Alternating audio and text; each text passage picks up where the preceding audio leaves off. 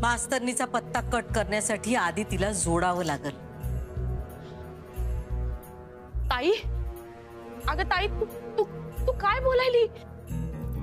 अगं माझ्या पायाखालची जमीन सरकली। ताई, ती मास्तरीन जिला तू आयुष्यभर पाण्यात बघितलंस, तिला तू या घरची सून करून घेणार आहेस ताई? मला माझ्या कानावर विश्वास बसत नाही। ताई, तू गोडाऊनला गेली होतीस ना? वा, तिथं काय झालंय का? ती काय म्हणली तुला? का तिनं तुझ्यावर चेटूक बिटूक केलंय का काय? ताई, जी बाई तुझ्या डोळ्यात चलत होती त्या बाईला तू डोसक्यावर बसून घेणार आहेस का? अगं आता माझ्या चंचीचं काय? आम्ही आता काय जीव द्यायचा का? असं काय भी करायची गरज नाही। अगं ताई, तू सांग ना, आम्ही काय करू? अगं माझी पोरगी आशेला लागली ताई। अगं तूच तर म्हणली होतीस ना का तू आधिपतीचं मन वळवून माझ्या चंची बरोबर लगीन लावून देशील म्हणून। आणि आता काय बोलायला लागलीस ताई तू?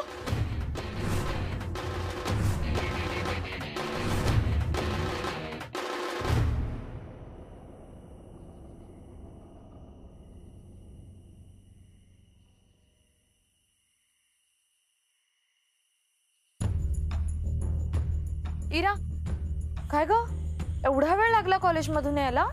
सांगितलं ना तुला, सबमिशन होतं ते। झाले?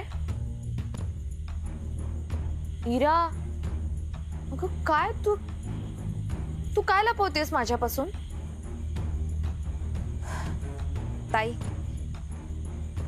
एक ऐकशील माझं? काय? तू माफ नाही करू शकत का? कुणाला? ताई, तुला माहितीये मी कुणाबद्दल बोलतीये ते? कमलला? इरा, आता मध्येच कुठून आले कमल? ते होतेच नव्हते, कधीही नव्हते माझ्यासोबत, नव्हते ते कधीच, लग्न आधीही नाही आणि लग्नाच्या मंडपातही नाही। अगं ताई, सोड ना आता ते। सोडलंच आहे ग, सोडलंच आहे मी। किती वेळा सांगितलं तुला? मग माफ कर ना ताई त्यांना। मला कळतच नाही इरा, तू त्यांची वकिली का करतेस? कारण ते निखिलला ओळखतात। मग अगं ताई, म्हणजे मग ते निखिलच्या आई बाबांशी बोलतील? मला कळलं नाही। अगं ताई, तू जर कमल जिजूंना माफ केलंस तर निखिलचा आणि माझ्या लग्नाचा रस्ता मोकळा होईल। अगं तू काय बोलतेस हे इरा? हे काय आहे? अगं ताई, हाच एक मार्ग आहे। अगं इरा, मी तुला किती वेळा सांगितलं की मी सगळं ठीक करते, तर तू माझ्यावर विश्वास का नाही ठेवत? तुझी गाडी परत परत त्या कमलवर येऊन का थांबते? कारण तोच एक उपाय आहे ताई। नाहीये इरा, तोच एक उपाय नाहीये। मला माहितीये इरा, मी तुझी मोठी बहीण आहे म्हणून तुला सगळंच कळतं असं नाही। ठीक आहे, तुला काय करायचंय? मला लग्न करायचंय। इरा, अगं लग्न म्हणजे सगळं काही नसतं, हे तू मला सांगू नकोस। मी सांगू नको म्हणजे? जिचं लग्न मंडपात मोडलंय तिने तरी मला सांगू नये की लग्न म्हणजे सगळं काही नसतं ते।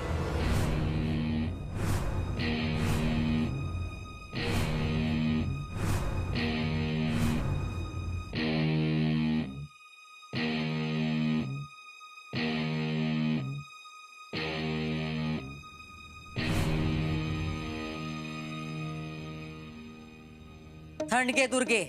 अगं ताई, कशी थंड घेऊ?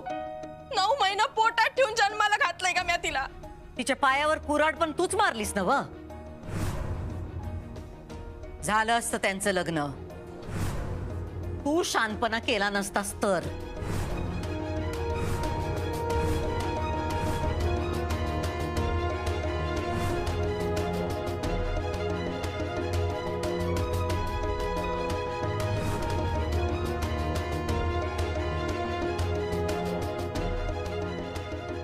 ताई, चुकलं नव माझं।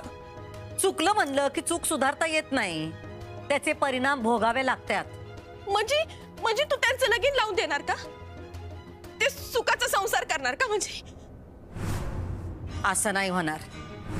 म्हणजे मास्तरनी बद्दल आमचा निर्णय बदलला आहे, मत नाही. मला काय बी कळना झालं ताई, तू काय बोलायलीस? मास्तरीन या घरात यायच्या लायकीची नाही, हे मत आमचं काल भी होतं, आज भी आहे आणि कायम राहील.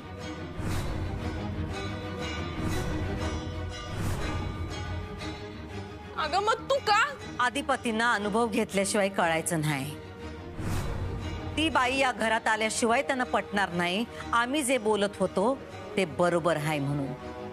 अगं पण ताई, चंचीचं काय? चंचीचा मुद्दाच नाही. आदिपती तिच्याशी लग्न करणार नाही आणि हाय त्या परिस्थितीत काय बी बदल होणार नाही.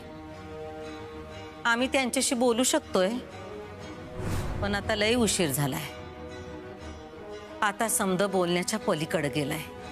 ताई पर ह्यो अनर्थ आहे. काय अनर्थ नाही.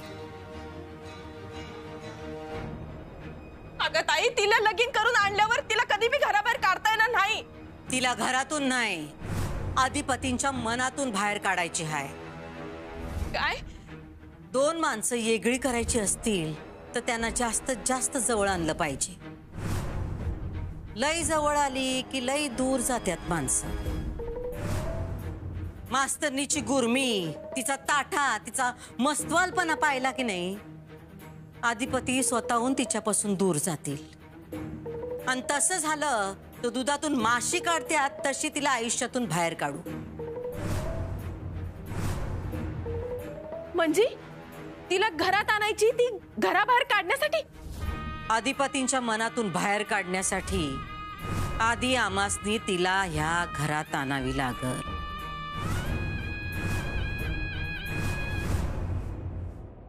ऐकत नाहीये ती, मी तरी काय करू? हट्टीपणाचा कळस आहे तुझी बहीण म्हणजे. आता काय करायचं? माझ्या डोक्यात आहे काय करायचं ते. सांगा ना. तू ना तिला सॉरी म्हण. काय? आता तू तिला सॉरी म्हण आणि उद्या येऊन भेट मला, मग सांगतो काय करायचं ते. ओके, चालेल. चल मी फोन ठेवतो, बाय. हॅलो दा. काय म्हणतोस?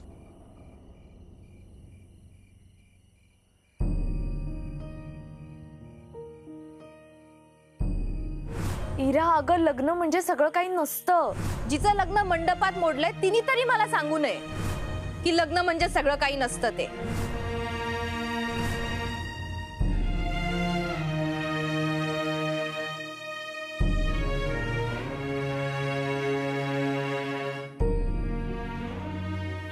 अक्षरा, हाय.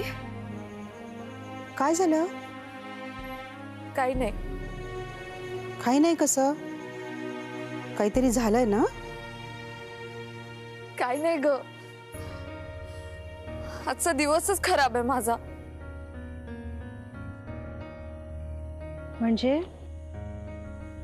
कधी कधी असं होतं नाही की एखादा दिवसच खराब असतो. अक्षरा, दिवस खराब नसतो बाळा. होतो, माणसांमुळे होतो. भुवनेश्वरी मॅडम, कुणी एकच नाही आई. आज माझं सगळ्यांशीच वाजलं. म्हणजे? अगं अगं बाळा, रडतीयस का तू? भुवनेश्वरी मॅडमना असं वाटतं की अधिपतींचं लग्न माझ्यामुळे होत नाहीये. इराला असं वाटतं की तिचं लग्न माझ्यामुळे होत नाहीये. अगं, मी आज अधिपतींना समजावण्याचा प्रयत्न करत होते की आपण दोघं 2 टोकं आहोत. ते शिकलेले नाहीयेत आई. आमच्यात कधीच काही होऊ शकत नाही हे मी त्यांना सांगण्याचा प्रयत्न करत होते, तर ते चिडले माझ्यावर, ऑफेंड झाले. त्यांना असं वाटलं की मी त्यांना कमी समजते. तो हेतू नव्हता माझा आई. मी त्यांना एवढंच सांगत होते की तुमची आई तुमचं लग्न लावताय तर ते तुम्ही करा. त्यांना कळलंच नाही ते. हो हो अगं अक्षरा, अक्षरा बस बस, शांत हो बरं तू. बस शांत. रडू नकोस. आई खरंच ग, खरंच आजचा दिवस खूप खराब गेलाय माझा. आज जे काही घडलंय ना ते माझ्या डोक्यातून जातच नाहीये. आज अधिपतीत बरोबर वादावादी झाली, मग भुवनेश्वरी मॅडम बरोबर पण तेच. मॅडम बरोबर त्या काही बोलल्या का तुला? त्या तर असं वागतील असं कधी वाटलंच नव्हतं मला. काय म्हणाल्या त्या? त्यांनी आज पैशांची सुटकेस ऑफर केली मला.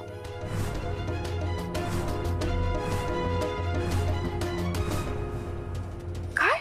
हो, मी अधिपतींची मैत्री तोडावी म्हणून. अगं काय सांगतेस तू हे?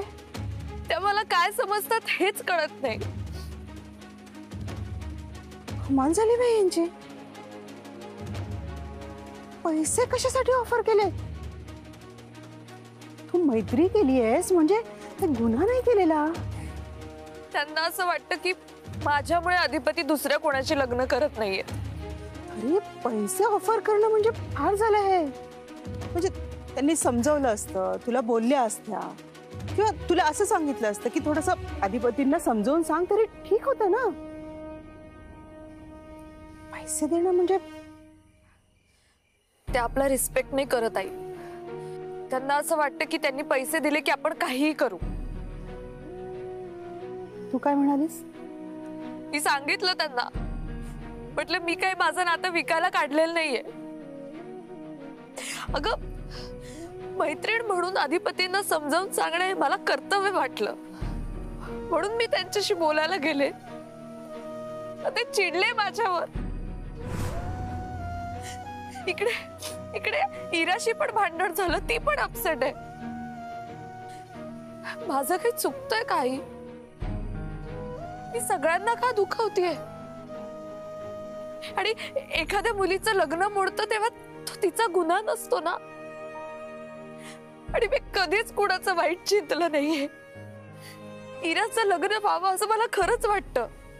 अधिपतींना चांगली मुलगी मिळावी अशी माझी मनापासून इच्छा आहे, पण हे त्यांना का कळत नाहीये? असं काय चुकतंय मला कळत नाहीये आई. अक्षरा, अगं ए बाळा, अगं नको गो. काय? अधिपतीने तुझी बाईक रिपेअर करून दिली? हो, आणि पैसे पण घेतले नाहीत. भरकटवाला करतो ना तो हे सगळं. नाही दादा, मला असं वाटत नाही. अरे चांगले आहेत ते. अरे अडाणी येतो, वागायची रीत नाही, बोलायची पद्धत नाही. पण माणूस म्हणून खरंच चांगले आहेत. मूर्खासारखा बोलू नकोस देखील. दादा तू चिडू नकोस ना. काय सारखा सारखा अधिपती अधिपती लावलंय? हं? त्या अडाण्याशी मैत्री करायची का तुला? बघितलं ना किती गावठी येतो, कसा बोलतो तो. निखिल, इथे तुझं घर व्हावं म्हणून धडपड करतोय मी. तुझ्या आई बाबांना समजावण्यासाठी मर मर मरतोय मी. आणि तुला कौतुक कोणाचं? तर त्या अधिपतीचं का? तर त्याने तुझी बाईक रिपेअर करून दिली आणि पैसे पण नाही घेतले म्हणून. म्हणजे मी जे काय करतोय त्याचं काहीच नाही. नाही नाही दादा, तसं नाही. पण अरे दादा सॉरी, खरंच सॉरी. अरे सॉरी नको म्हणूस. त्याला काय जात आहे खर्च करायला पैसे? अरे रगड पैसा आहे त्याच्याकडे. साखर कारखाने, उद्योगधंदे, काही कसली कमी नाहीये त्याला. आणि तुला माहिती आहे ना हे न शिकलेले लोक कसे असतात ते. बरं चल जाऊ दे तो विषय. मला सांग, अक्षराशी बोलणं झालं का तुझं काही? हो, मी भेटणार आहे अक्षराताईला. का? का म्हणजे मी अधिपती दादांना प्रॉमिस केले तसं. बाईकच्या बदल्यात? नाही नाही, पण त्यांचं म्हणणं पटलं मला. ठीक आहे, भेट तू तिला. पण तू बोलशील तेच जे मी तुला सांगेन.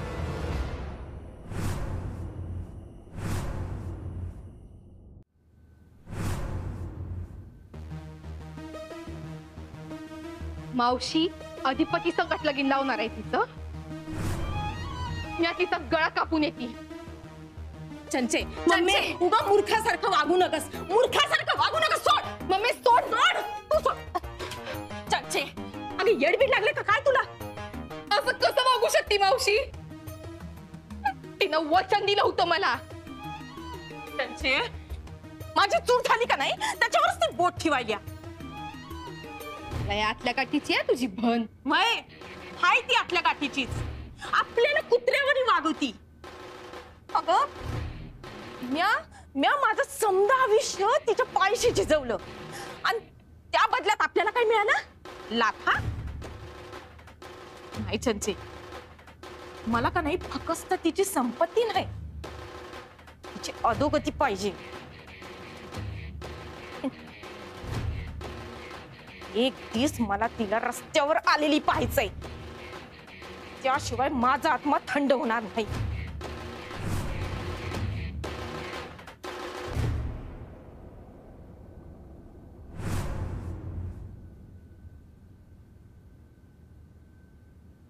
मनात येत आणि घरात येत असं असलं तर काय होतं हे ठावाय की तुम्हासनी. ती तुमचा सबूत टाळणार नाही तेवढं मानते तुम्हासनी ती.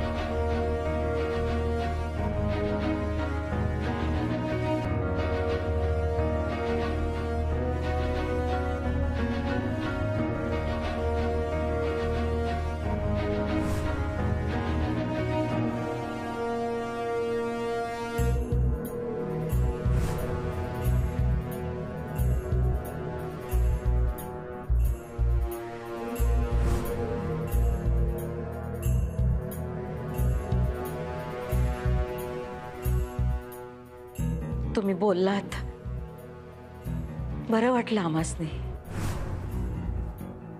तुमचा सबूत खाली पाडू देणार नाही आम्ही.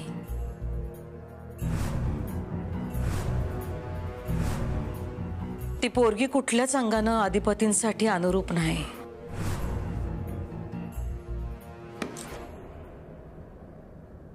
पण आम्हासनी माहित आहे त्यांचा जीव जडलाय तिच्यावर. तवा या घरात तिलाच सून म्हणून आणू आम्ही.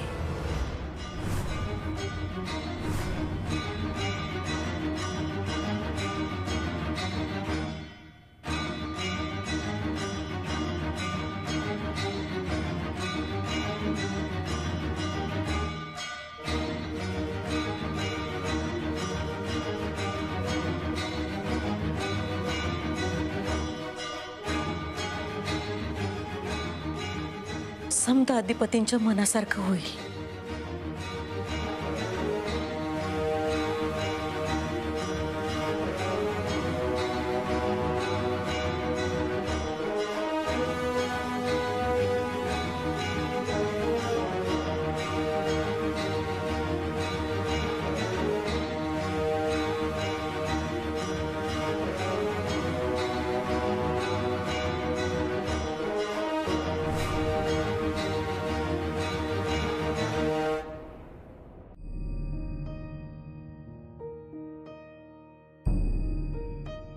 आता ह्या लग्नात तरी तुम्ही आम्हाला आमचं स्थान द्याल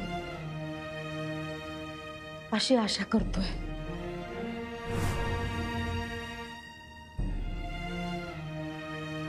मागणी नाही, फक्त आशा.